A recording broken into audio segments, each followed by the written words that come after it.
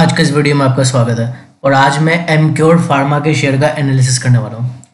तो एमक्योर फार्मा जो है बहुत पुराना शेयर नहीं है। इसकी लिस्टिंग 10 जुलाई 2024 में हुई है। लिस्टिंग यहाँ देखिए 10 जुलाई 2024 में। तो बहुत ज़्यादा पुराना शेयर नहीं है। अभी थोड़े समय पहले इसका IPO आया था। तो यहाँ पे ये है, जब ये शेयर लिस्ट हुआ था तो साइडवेज में चल रहा था। फिर जब मार्केट में कमज़ोरी आई तो यहाँ पे एक ट्रेंड पकड़ा हुआ था शेयर ने, सपोर्ट ट्रेंड लाइन को तोड़ा और फिर इसमें कमज़ोरी आई। अब यहाँ समझने की बात यह है, जब इस शेयर ने इस ट्रेंड लाइन को तोड़ा था तो वापस इस ट्रेंड लाइन के ऊपर जाने की कोशिश करी थी, लेकिन क्या है, ओवरऑल मार्केट के सेंटिमेंट्स ख़राब थे तो जाहिर सी बात है ये भी ऊपर नहीं निकल पाया और मार्केट ने इसको भी नीचे खींच लिया। अब यहाँ पे जब इस मार्केट ने इसको नीचे खींचा था, फिर करीब करीब 17 फरवरी के बाद से ये कंटिन्यूसली कंसोलिडेट हो रहा है। देखना है इस लेवल पे कंसोलिडेट हो रहा है।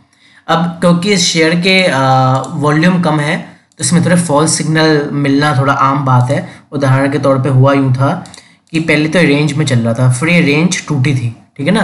लेकिन जैसे कि मैंने आपको बताया शेयर के वॉल्यूम काफ़ी कम है, मतलब ये 20-22 हज़ार, 25 हज़ार, 50 हज़ार, तो कम वॉल्यूम वाला अब जब शेयर है तो जाहिर सी बात है इसमें फॉल्स सिग्नल मिलना थोड़ा आसान है। तो इसी तरह क्या हुआ, यहाँ पे रेड कैंडल बनी 40 हज़ार के वॉल्यूम की और ऐसे देखने से लग रहा था कि यहाँ पे अब कमज़ोरी आ सकती है, लेकिन क्या हुआ, वापस से ये इस रेंज के अंदर चला गया शेयर, ठीक है। तो अभी क्या है, आज इस शेयर ने 7.22% की तेज़ी पर बंद हुआ है।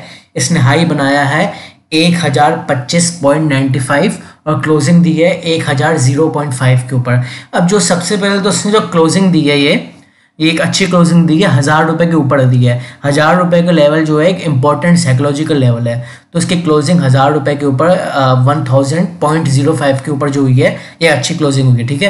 पहला पॉइंट ये था। दूसरी बात ये कि अपने 20 दिनों के एक्सपोनेंशियल मूविंग एवरेज के ऊपर बंद हुआ है आज बहुत दिनों बाद। तो इसका 20 दिनों का एक्सपोनेंशियल मूविंग एवरेज 982.95 है, मतलब 983, ये उसके ऊपर बंद हुआ है, ठीक है।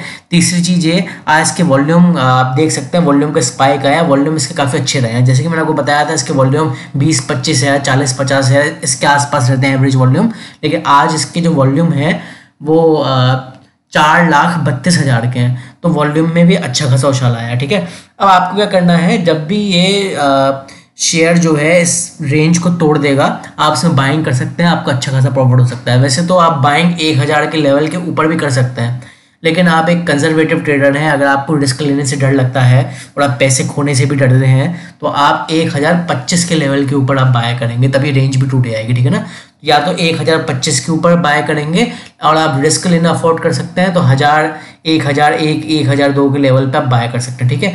अब ये जब 1025 के लेवल के ऊपर जाएगा, मतलब ये रेंज को जब तोड़ देगा ये शेयर, तो आपको इसमें फर्दर तेज़ी देखने को मिलेगी। जाहिर सी बात है पहले जो आपका लेवल होगा वो करीब 2.5% की तेज़ी होगी, 2.5% के आसपास, या आप मान लीजिए 1050 तक जा सकता है, 1050, 1055 के लेवल तक, ठीक।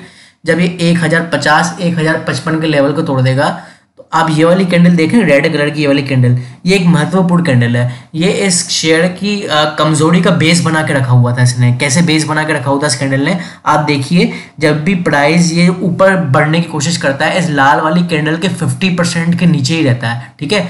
तो जब ये इस लेवल को पार कर लेगा 1025 के, तो इसमें 1050 का लेवल देखने को मिलेगा और 1050 का लेवल भी पार कर लेता है तो इस वाली कैंडल का हाई जो कि होगा 1088 या फिर 1089, ये यहाँ तक जा सकता है, ठीक है।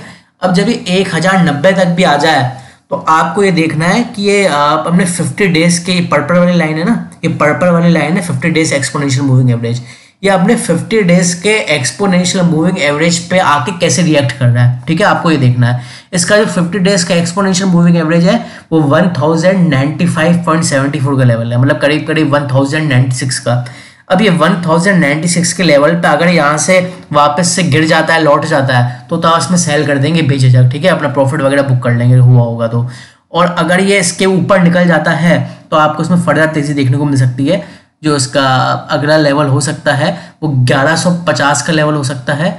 पहले 1136 जाएगा, फिर सीधा 1150, फिर उसके बाद ये अपने 100 दिनों के एक्सपोनेंशियल मूविंग एवरेज हरे वाली लाइन यानी कि 1200 के लेवल को छू सकता है। तो ये ज़्यादा से ज़्यादा 1200 के लेवल को छू सकता है, वो भी जब जब मार्केट सपोर्ट करेगा और फार्मा सेक्टर सपोर्ट करेगा।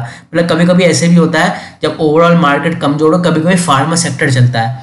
तो अगर फार्मा सेक्टर में तेजी रही स्पेसिफिकली, ठीक है, और मार्केट ने भी सपोर्ट किया तो ये 1200 तक जा सकता है। बाकी अगर बीच में कोई कमजोरी आई, फार्मा सेक्टर ने परफॉर्म नहीं कर पाया आने वाले दिनों में, तो इसमें फिर थोड़ा रिस्की हो सकता है। ठीक है, तो आप वॉच लिस्ट में डाल लीजिए, बिल्कुल सही वक्त पे इसका मैंने एनालिसिस किया है, बिल्कुल सही मौका है अब इसको वॉच लिस्ट में डालने का। ठीक है, आज के इस वीडियो में बताया, थैंक यू।